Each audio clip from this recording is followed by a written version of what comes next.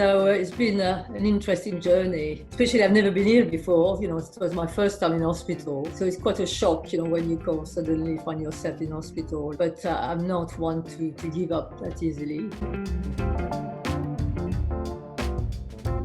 The place to start is founding WorldRemit. Just tell me a little bit about how it kind of came about. I've been in the what I call the remittance sector since 2003. This is the payment, it's part of the payment industry, but it's quite specific because when you talk about remittance, it's really people who have kind of emigrated from maybe an emerging economy to a more developed economy to work, and obviously so they can send money back to their family to support their family and friends. It was dominated still to a certain extent by companies like Western Union and MoneyGram, who have been doing this for now 20 years plus. Obviously had a bit of a monopoly, and therefore their fees were quite high. Plus, it was done in a very old-fashioned way in terms of it was all offline, what I would call offline. So let's say you are in a hospital in London and you need to send money to your mother in the Philippines. You would have to wait till the shops open. And so, for example, if you were on a shift, a night shift, you wouldn't be able to send money during the night. You would have to wait the morning, then go to a shop, then queue, then fill a form, and then send the money and generally pay quite a high fee. So that industry was really ready for disruption. And then I met Ismail Ahmed, who's my co-founder, who's come from Somaliland, and obviously had the first experience in terms of sending money himself to his family. And we thought the industry was ready for disruption. If you look at it now, where there's a lot of AI and all sorts of things, this was quite fairly basic back in 2010. It was really bringing something online rather than doing it offline. Because there was a bit of a misconception by companies like Western Union or MoneyGram that most people didn't have a bank account, like, the migrants didn't have a bank account. But yes, there's some region and some areas where that's true. But in Europe, if you are a legal migrant, you need a bank account, and then therefore you have a debit card, and probably they buy their air tickets online using their card. So why can't they send money online as well? For us, it was the first stage was really to bring it online. As a new technology, new company came, we could integrate their solutions, so we could even make that process even smoother and faster, better for both the customer, but also for the regulators. We adopted, each time there was some new technology, we adopted it. And I said, one was obviously the identification. Being online and paying with card, fraud is an issue. We developed software ourselves using other companies. We also identify in a lot of countries, especially in Africa, new technology were coming through. And one was called mobile wallet, which is the first one was called M-Pesa in Kenya, which was a venture with Vodafone and a local Safaricom company. That meant that people, instead of having to go to a shop to collect cash, they could receive it into that wallet. That was very successful. That also allowed them to be financially included. So financial inclusion, became much easier because they had this tool that they didn't have before. How did you find being a founder in sort of the FinTech world? There's lots of talk about the challenges that female founders face when it comes to things like raising money. And what's your experience? That's where I was lucky because we were a team. We had Ismail and me, so I think it probably helped quite a lot, to be honest. If you have just a female team, it is always difficult, especially in financial services. I'm a bit older. I was talking to a couple of women, co-founders of a business in London, FinTech. They were telling me a story which I thought was still showed the attitude of men towards women in business. They went to do a pitch, and so they arrived and they were looking for, where the room was and everything. And this guy arrived and expected them that they were the receptionists to come, to do the registration. When in fact they were in the same body, they were coming to do a presentation, to do a pitch.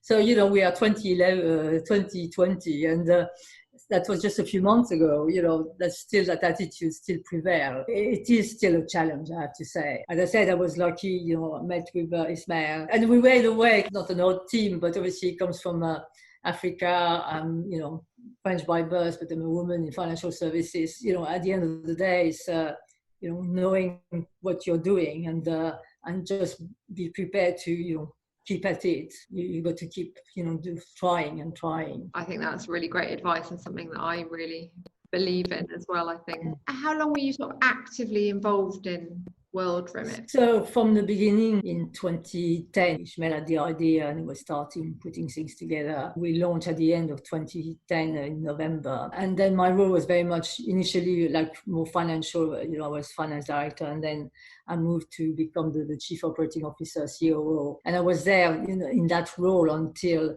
the end of July 2017. So, quite a big part. And then, it gets to a stage where the company gets bigger and bigger. I worked for 7 years non-stop. Obviously, I didn't know at that time that I would have cancer a year later. You need to refresh, your brain needs to come a little bit, back off. And I developed a team. There was a big team there who could take over. A lot of people, especially the investors, were slightly worried when I stood down because they thought that, because I was there all the time and I knew everything, that as soon as I leave, there would be a problem and nobody would be able to resolve. But I proved that, in fact, that was not the case because there was a team there. But there's also a danger when you build a team that they rely on you. If you know everything because you've built it, you know all the details, when there's a problem, they come to you. So it's only when you say, I'm not there, I don't have access anymore, you've got the keys, I can't do anything, you've got to solve the problem. So maybe, the first 2 or 3 weeks, I might say, well, look there, whatever. But very quickly, I didn't get any calls, everything. And then I took on a slightly different role, which was much more exciting for me, which was more an advisory and representing the company on, conference, because we see both Ismail and I very keen on financial inclusion and obviously looking at how we can reduce the cost of remittances and so on. So my role was, I was a non-exec, but I attended lots of conferences representing the company, which was much more exciting, to be honest, than sorting out why the system has gone down. And are you still managing to do that? Tell me about what sort of happened in the last couple of years. No, so I did quite a lot last year, but obviously this year with COVID-19, I slowed down. So I'm still involved. Obviously, I'm a non-exec, so I attend the board meeting remotely. We're all now on remote. Ismail did the same thing. So we've got a new CEO. So, we're there for him if he has any question, because obviously he doesn't come from the remittance sector. So sometimes, he uses us a bit as a sounding board if he needs to. This year has changed a lot more than last year. So what I've switched to doing more is obviously I like the tech side. I'm a techie person, although I'm much older than the average, but I can probably show younger people quite a few tricks. I get involved, with bodies like Innovate Finance, Tech Nation. I run a FinTech program every year, and I've been a judge on it every year, selecting the company who are going to take part. And I do mentoring as well, and generally mentoring of women, though I'm not, saying I only mentor women. I try to obviously encourage and help, women with their business. They have challenges, especially investors, can be, even if you get the investment, which, sometimes they get the investment because it's a good business, investors can be still very difficult. If you're on your own, especially if you're a sole founder, and it can be quite challenging. So you were diagnosed with cancer in 2018? That's it, at the end of 2018, yes. Fortunately, I was starting feeling unwell and started losing weight. And if you see previous picture of me, I'm a little bit more I always said the day I start losing weight, which is what happened in November 18, I started losing weight. I said, there's something wrong because I like my food. Right. So I knew that if I was starting losing weight, there was obviously something wrong. I'd just come back from Uganda, so I thought maybe I got hepatitis or something like this. But in fact, when I went to do the blood test and go to the hospital, I was then diagnosed with pancreatic cancer, which is a tumor on the pancreas. Last year, I had some chemo, 2 rounds of chemotherapy. And then I had an operation earlier this year. Then now I'm on chemo again to try to everything. So it's been an interesting journey, especially I've never been here before. It was my first time in hospital. So it's quite a shock, when you suddenly find yourself in hospital. But I'm not one to give up that easily. I manage it. You got to manage. You got to be reasonable. So you got to know what to do. And you learn very quickly how your body reacts to chemo, what's the good days, what's the bad days, and manage that. Yes, I'm very lucky the fact that I'm not in a full-time job anymore, so that really helped. If I was in 3 or 4 years ago, God, that would have been really hard work, and I would certainly have had to do something different. Yes. You talk a lot about how employers can better support employees with cancer, and about how because somebody's got cancer doesn't mean that they can't do anything. Depends on the cancer. I think if you have certain kind of cancer, or leukemia or blood, where you have to be extremely careful because obviously if you get an infection that can more or less kill you. Yeah. But where you have a tumor, it's not quite the same. Still can not lead a normal life, but more or less, as I said, if you manage and which one are the best days, the good days and the bad days, you soon find out with the treatment how it works, and then you can still carry on. And I think both for the employee, they still feel worthwhile, if they can do some work, and if the employer is prepared to adjust either their working hour, their working environment, or so on, then they don't lose a resource, because generally sometimes those people have got valuable knowledge, and if you lose that entirely, they've got to get someone else to be trained, and that's they're losing out quite a lot. Whereas if they can be flexible, they can still get value out of this individual. I have no doubt that employers need to think hard and fast on this, because the stats are, I'm afraid, it's worse than COVID-19. 1 in 2 people in this country will have cancer in their lifetime. We're not talking, a few people. We're talking a lot of people. When I first was diagnosed, and I remember standing in the office and looking at the workforce there, and I said, oh my God, half of them are going to have cancer at some stage. So it really hits you then that, you, as an employer, you need to start thinking of what you are going to do. And as I said, it can be obviously quite drastic that depending on the cancer, and that person cannot work at all, or they need adjusting, and we've proven now that, you can work from home, that, there's ways to kind of still contribute, as an individual. If I didn't have anything to do, because I'm, that type of person, that would, kind of depresses, I would get depressed. That's very important for me, because I think, I'm quite a positive person generally. And I think being positive does help your condition and, to deal with the treatment and so on. So I think it's very important that, for me to keep occupied. If I was, kind of rejected and said, no, you can't do anything, which I got a little bit at the beginning. Some people said, shouldn't you be at home resting? I said, well, look at me, do I look like I need to rest for the moment? So there was a bit of education to do. Yes, I've got to be careful. I can't quite, I'm not going to run 10K as I used to, but I can still do some work. But I know that I've got to manage, in certain ways, still contribute, and that makes me feel better. And if it makes me feel better, then it helps with the treatment. Yeah, so it's really a win-win for both sides, isn't it? Do you think that there's a nervousness around sort of talking about it? Yes. When I spoke to people first, I didn't tell everyone at first all in one go, but I could see, especially the younger, but maybe people, because obviously we've got quite a younger workforce at WorldRemit. I could see a bit of fear in their eyes, when I told them I had cancer. Especially, they knew me that, Catherine is always there, she's never ill, all that. And then suddenly to be told, well, Catherine's got cancer. Pancreatic cancer is not one of the best cancer. I don't know if you've read a bit about it. So there was definitely a little bit of fear in their eyes, to kind of say, oh my God. And it's just a question, as I said, again, it's back to education. If they are afraid of cancer, someone having cancer, that means they won't do something themselves. So if they have any symptoms, they won't go to the doctor, and we can see what's happening with the COVID-19 situation, where a lot of people are not going to the doctors or contacting the doctors.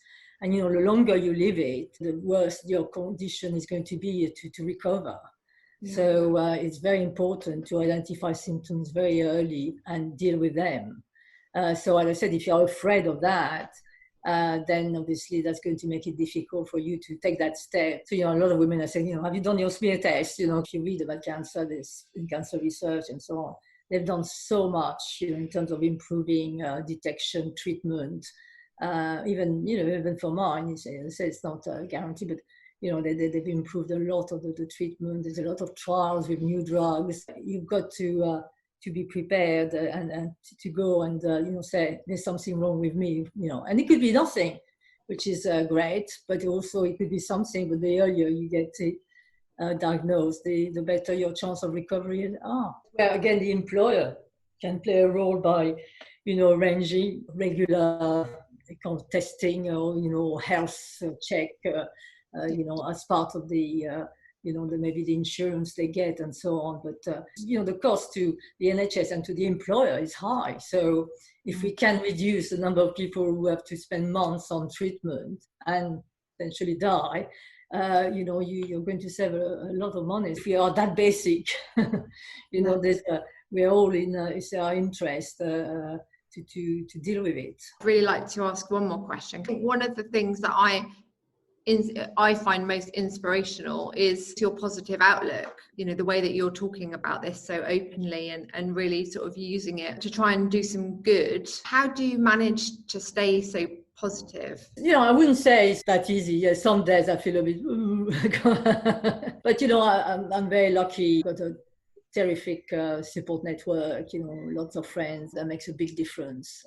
So whether it's family, I don't have any family here, but whether it's family, friends, colleagues or whatever, makes a big difference to know that they're there and supporting you, and therefore you can cope with it. We all made differently. I'm a positive person. I'm a half full kind of a glass type person.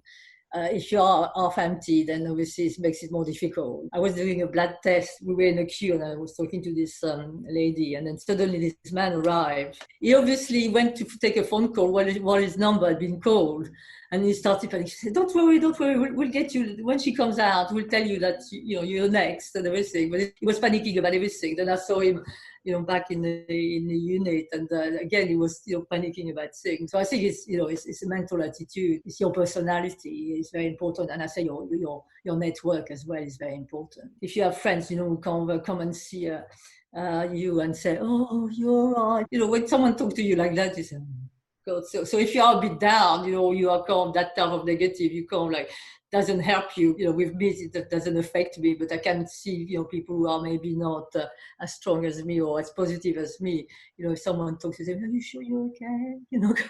You're so right, isn't it? And I think as with anything that you're doing, whether it's starting your business or battling cancer, I think your support network is just... That's it. And that's certainly one thing I would, recommendation when I talk to, people is when you start your business, it's going to be a big sacrifice because you're going to put a lot of hours and everything. So you've got to tell it to your network as well. And they've got to be, with you, and that makes a big difference. Your support network is very, very important. Yeah, absolutely. Well, thank you so much for having a chat with me, Catherine. I've really all the secrets. You're amazing. So thank you. So nice to meet you. Thank you. Okay.